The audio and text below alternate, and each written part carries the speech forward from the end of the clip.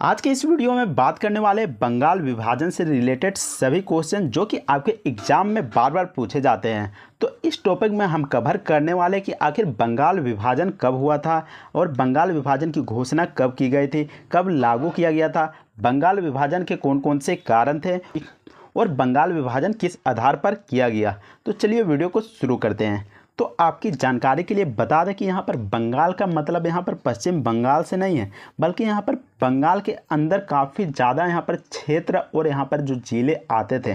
तो पहले जो यहाँ पर क्षेत्र आते थे उसको बता देता हूँ। तो इसके अंदर बंगाल के अंदर पश्चिम बंगाल, उड़ीसा, असम, बिहार, झारखंड और जो कि बांग्लादेश, जो कि अभी खुद एक देश है, वो भी पहले बंगाल के अंदर आया करते थे।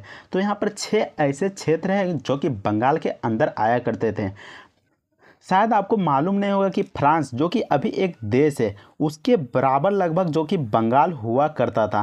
फ्रांस जितना बड़ा था उतना ही बड़ा पहले बंगाल हुआ करता था और इसकी जनसंख्या, जितना फ्रांस में जनसंख्या थी उससे भी कई अधिक जनसंख्या बंगाल में हुआ करती थी। लगभग 8 करोड़ जनसंख्या बंगाल में हुआ करती थी। अब बात कर लेते हैं बंगाल विभाजन की घोषणा की। तो बंगाल विभाजन की घोषणा 19 जुलाई 1905 में की गई। तो अगर क्वेश्चन पूछा जाता है कि बंगाल विभाजन की घोषणा कब की गई थी, तो आपका आंसर हो जाएगा 19 जुलाई 1905। वही अगर लागू पूछा जाता है तो यहाँ पर आंसर दूसरा हो जाएगा। तो यहाँ पर आंसर आपको देना पड़ेगा 16 अक्टूबर 1905। यहाँ पर घोषणा का क्वेश्चन अलग बनता है और लागू होने का क्वेश्चन अलग बनता है। इसके बाद नीचे में देख सकते हैं बंगाल विभाजन के समय वायसराय कौन था। तो उस समय लॉर्ड कर्जन थे। इन्होंने ही यहाँ पर बंगाल विभाजन किया था। तो क्वेश्चन में अगर पूछा जाता है कि बंगाल विभाजन किसने किया था, तो आपका जो लॉर्ड कर्जन है वो यहाँ पर सही जवाब हो जाएगा। इसके नीचे में पूछा गया कि बंगाल विभाजन का समर्थन करने वाला व्यक्ति कौन था। तो बंगाल विभाजन का समर्थन भी किया जा रहा था। तो यहाँ पर जो व्यक्ति कर रहा था उसका नाम यहाँ पर है सलीमुल्लाह और वो ढाका का नवाब था। अब बंगाल को यहाँ पर 2 भागों में तो बांट दिया गया। तो उनमें कौन कौन से क्षेत्र जो कि भारत में आए और भारत के बाहर चले गए, तो ये भी बता देता हूँ। तो भारत में जो जो क्षेत्र आए वो यहाँ पर हैं पश्चिम बंगाल, बिहार, उड़ीसा और झारखंड, जो कि भारत के अंदर में है।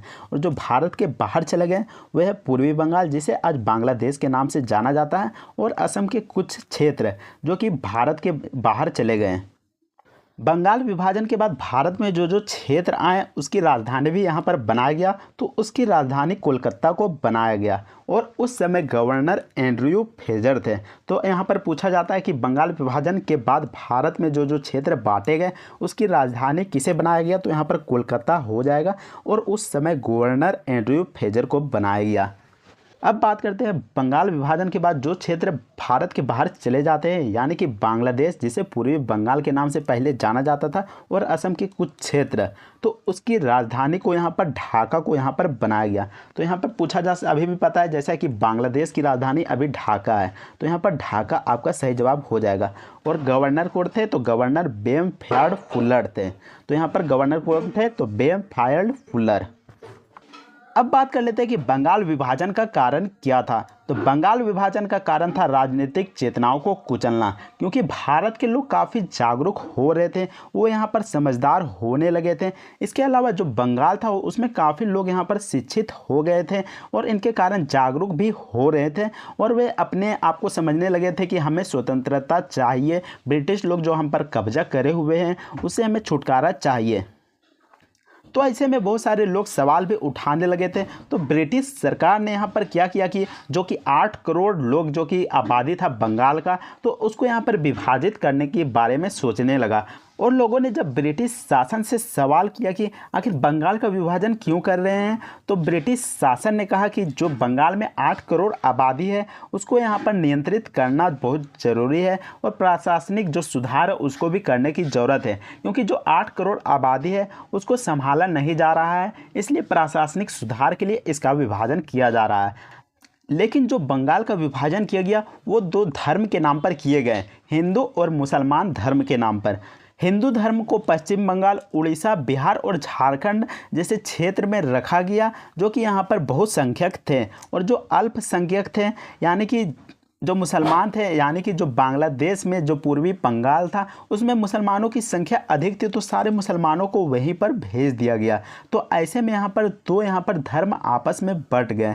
तो इसी आधार पर यहाँ पर बांटा गया था बंगाल को। यहाँ पर मेन कारण यह था कि ब्रिटिश शासन चाहते थे कि हिंदू और मुसलमान आपस में लड़े, और ब्रिटेन सरकार ने बहुत ही ज़्यादा कोशिश किया कि हिंदू और मुसलमान आपस में लड़े और दोनों में फूट हो जाए और वे शासन कर पाए। तो यही कारण है कि यहाँ पर बंगाल का विभाजन किया गया था, ताकि वो फूट डालकर अपना शासन आसानी से कर सके। नेक्स्ट वीडियो में हम बात करेंगे स्वदेशी आंदोलन के बारे में। आखिर स्वदेशी आंदोलन का क्या रोल रहता है बंगाल विभाजन से। बंगाल विभाजन के कारण ही स्वदेशी आंदोलन को लाया जाता है, जो कि पूरे भारत में व्यापक रूप से फैल जाता है। तो नेक्स्ट वीडियो में हम बात करेंगे कि आखिर स्वदेशी आंदोलन का क्या रोल रहता है, जिसके तहत बंगाल विभाजन को बाद में रद्द कर दिया जाता है, और इसके नेतृत्वकर्ता कौन कौन रहते हैं।